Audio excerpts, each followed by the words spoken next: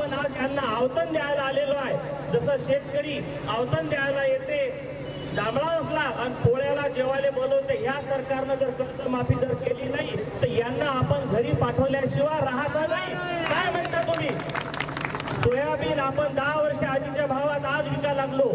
आपला 12,000 रुपये क्विंटलचा कापूस 6,000 रुपये क्विंटलला विकायची पाळी आली। माझं तर म्हणणं आहे की आपले 6,000 रुपये सरकारच्या अंगावर आहे। हे जे कर्जमाफी करायला लागलं सरकार, हे अनैतिक अशा प्रकारचं कर्ज आहे। हे कर्ज अनैतिक स्वरूपाचं आहे। शेतकऱ्यांच्या दरिद्री अवस्थेला जबाबदार जर कोणी असेल तर शासन आणि प्रशासन आणि हे सरकार आहे। आपल्याला जर संपदाच्या पाण्याची सिंचनाची सुविधा केली, आपल्या शेतात जनावर येऊ नये म्हणून जर यांनी कुंपणाची सुविधा केली, आपल्या जिथं